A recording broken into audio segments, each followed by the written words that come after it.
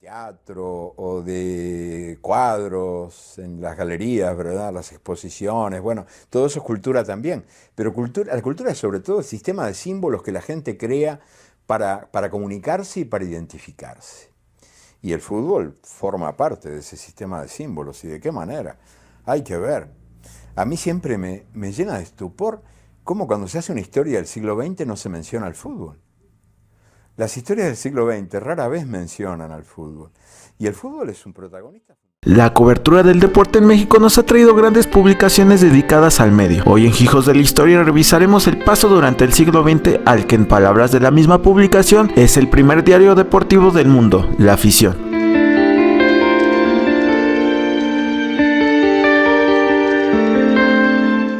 La Afición ve la luz durante la Navidad de 1930. Para entonces el contexto mundial sufría la crisis que se había arrastrado desde 1929. Presenció acontecimientos como la renuncia al poder de Pascual Ortiz Rubio, la expropiación petrolera bajo el sexenio de Lázaro Cárdenas, la Guerra Civil Española, la creación de la televisión a color, el inicio y el fin de la Segunda Guerra Mundial, entre otros acontecimientos. Surge como un diario cuyo contenido estaba enfocado en el ámbito deportivo. De esta forma se distinguió de todos los diarios que se dedicaban a difundir noticias sobre política, economía, cultura y sociedad. Tras 2 años de su creación es distribuido como La Afición, Deportes y Toros. Un año más tarde es considerado como el primer diario deportivo de México. Su director, Alejandro Aguilar Reyes, Fray Nano, materializa su objetivo de lanzar a distribución un diario cuyo contenido no tuviera que ver con política. Dirigió la sección deportiva de diarios como El Universal Gráfico y El Universal. Fray Nano decidió llamarlo La Afición porque representaba a la gente que se apasionaba por el deporte, aquellos que le dan sentido al periódico. Las 2 primeras fotos que se publicaron corresponden al juego en beneficio de la prensa, que los Rayos ganaron por un resultado de 5-1.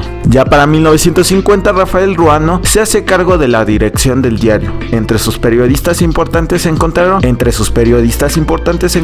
Carlos Quirós Monsabio, Mario Fernández Don Facundo, Paco Malguesto, Ángel Fernández, Jorge Bermejo, Víctor Cota, Tommy Morales, Jorge Sonia Alarcón y Bob Logar. En sus páginas de los años 1930 a 1950 vimos acontecimientos deportivos importantes como los siguientes. 1932, México gana su primera medalla en sus Juegos Olímpicos en manos del boxeador Francisco Cabañas. 1946 se inaugura la monumental Plaza de Toros México. 1946, inauguración del Estadio Azul. 1948, Humberto Mariles se convierte en el primer mexicano en conseguir una medalla de oro en los Juegos Olímpicos de Londres. A partir del Mundial de Brasil en 1950, la selección mexicana y el fútbol en general comenzaron a ganar de manera significativa la atención de los diarios deportivos, como fue el caso de La Afición. Este periodo estuvo marcado por la gesta de los mundiales. Algunos de los acontecimientos que marcaron esta década seguidos y documentados por La Afición fueron el maracanazo en la final de la Copa del Mundo de Brasil,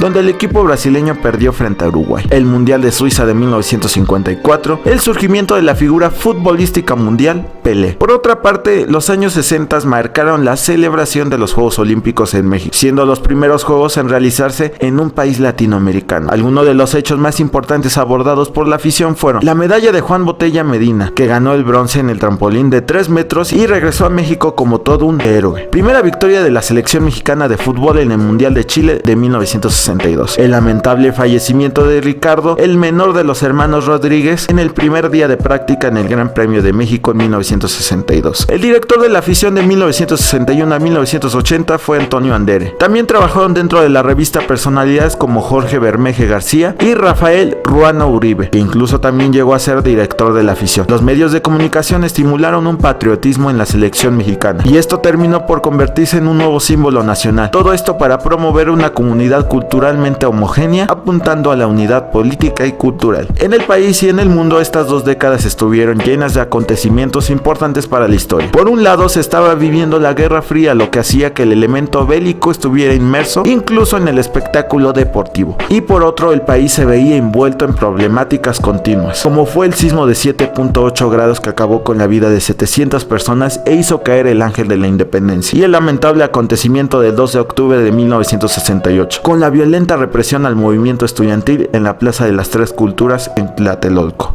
Durante la década de los 70, México vivió una época memorable y de grandes escenas, que dejarían marcada la década. La Copa del Mundo fue un parteaguas junto a la televisión análoga, volviéndose el deporte junto a la televisión de lo único que se veía en las calles. Una década después, el paisaje de la Ciudad de México se llenaría de edificios, industrias y negocios, marcando la modernización del país, además de unas fuertes crisis y devaluaciones, conocida por los colores estrafalarios y uno de los peores desastres que ha enfrentado México, el terremoto de 1985.